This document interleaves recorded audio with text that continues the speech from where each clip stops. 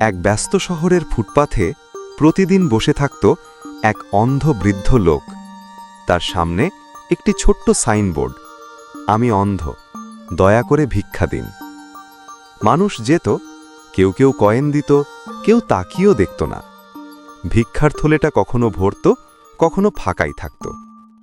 একদিন সকালে নরম পায়ের শব্দে এক তরুণী এসে দাঁড়ালো তার সামনে। সে কিছুক্ষণ চুপ করে দাঁড়িয়ে রইল, তারপর সাইনবোর্ডটা হাতে নিল, কলম বের করল, কিছু লিখে আবার বোর্ডটা আগের জায়গায় রেখে চলে গেল, কিছু না বলেই। সেই দিনটা ছিল অদ্ভুত। মানুষ থামছিল, পড়ছিল, চুপচাপ পকেট থেকে টাকা বের করে দিচ্ছিল। কেউ কেউ চোখ মুছছিল, কেউ আবার বৃদ্ধ লোকটার কাঁধে হাত রেখে চলে যাচ্ছিল। সন্ধে নামতেই বৃদ্ধ লোকটা বুঝতে পারল আজ তার থলেটা আগের যে কোনো দিনের চেয়ে ভারী। কয়েকদিন পর আবার সেই পরিচিত পায়ের শব্দ। বৃদ্ধ লোকটি মৃদু হেসে বলল, মা, তুমি কি সেই মেয়ে যে সেদিন আমার বোর্ডে কিছু লিখে দিয়েছিলে? মেয়েটি বলল, জি, আমি।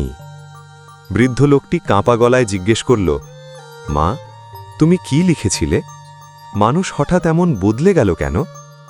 মেয়েটি শান্ত কণ্ঠে বলল, আমি লিখেছিলাম, আজকের দিনটি অনেক সুন্দর, কিন্তু আমি দেখতে পাচ্ছি না। বৃদ্ধ লোকটি নীরব হয়ে গেল।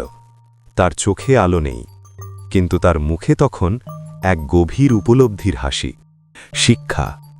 একই সত্য ভিন্নভাবে বললে মানুষের হৃদয় বদলে যায়।